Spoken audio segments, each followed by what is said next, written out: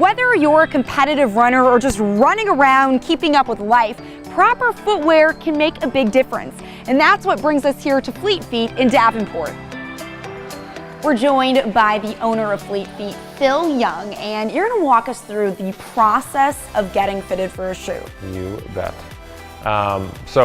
First, when somebody visits the store, we are spending a lot of time in interviews. So we're asking questions about history, what a customer's been wearing or what their experience has been in their desired activity. So maybe someone is standing at work and needs something comfortable, or they're training for a half marathon and they've been using something. And so I want to understand what they've been using and how it's been performing. That's really relevant data. We spend a lot of time in a measurement. So we have a cool device called the Fit ID. Fit ID, that Yes. sounds so fancy. Yes. So it's it's proprietary, it's pretty neat. It's a three-dimensional foot measuring tool that gives us some meaningful data on foot length, width, arch height, the width of the heel, different measurements on instep and volume of foot. So then we can help kind of articulate but also narrow down our footwear selection based on the actual shape of the foot, not just a number. So that helps a lot. We move into a barefooted walk, which will show tendencies of the foot. So I'll get to see the shape of the foot in motion, but also just how it wants to behave in a natural setting.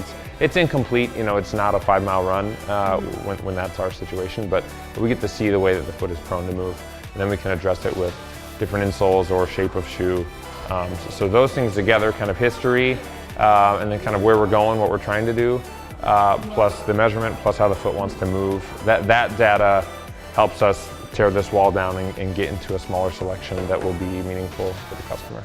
So when I'm slipping my foot into a perfect fit shoe, how should it fit as far as the size goes, the room? Describe that. Yeah, so assuming that we've done our due diligence, you've come in to see someone like us who understands this process, and we get you, kind of direct you to water, to the right place, then I would want the fit to be the one that kind of disappears. And that doesn't mean the least amount of shoe or the one that feels the lightest weight, but the one that just kind of feels like it was stitched onto your foot and feels natural. So honestly, the less there is to talk about, things are smooth, things are forgettable, things feel right. That seems kind of subjective, but that's the fit we're looking for. And do insoles play a role in the fit of the shoe? Totally. So the insole that comes inside of a shoe we'd call a sock liner. It's really kind of a pillowcase or a placeholder. It does not mean that everyone needs to have an aftermarket insole for their shoe to be optimal, but I think that many people can find benefit in a different kind of three-dimensional shape up underneath the foot.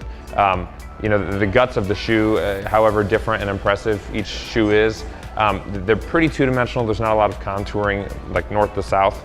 So if we can get a shape that matches the foot and kind of holds the heel in place, that can kind of make for a more meaningful marriage between foot and shoe. And Phil, how long should a shoe last? That is a good question. Under normal circumstances, whatever that would mean, a properly fitted shoe that is designed and fit for your purposes and what you're doing. For the runner, we use a 300 to 500 mile kind of benchmark. If walking, which is a little bit lower impact, I'd probably go more towards 400 to 600. And then if we're talking about a shoe that we're wearing every day or we're on our feet at work, I think 6 months is a good window to start paying attention.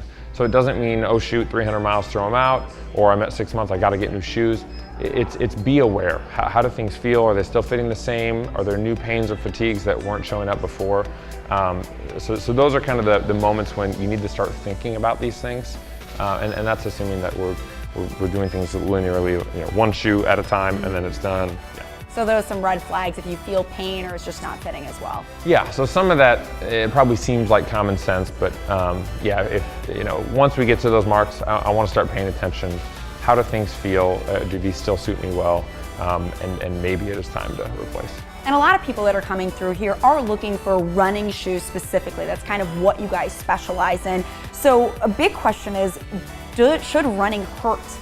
I think running is difficult, but from a footwear perspective, the body should not have to be in pain as it relates to impact, at least not consistent pain. So people will deal with numbness or extreme blistering or ingrown toenails or shin pain, calf tightness, IT band syndrome, and there's all kinds of like the notorious like run pains or injuries. And you know, my understanding of those things is most of them, from a footwear perspective, can be avoided or at least addressed. Certainly like strength, you know, so being sound, having good mechanics, these things play a bigger role.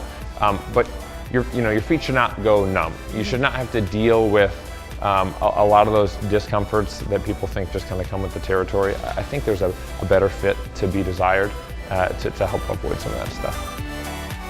And that's a look at the footwear fitting process here at Fleet Feet.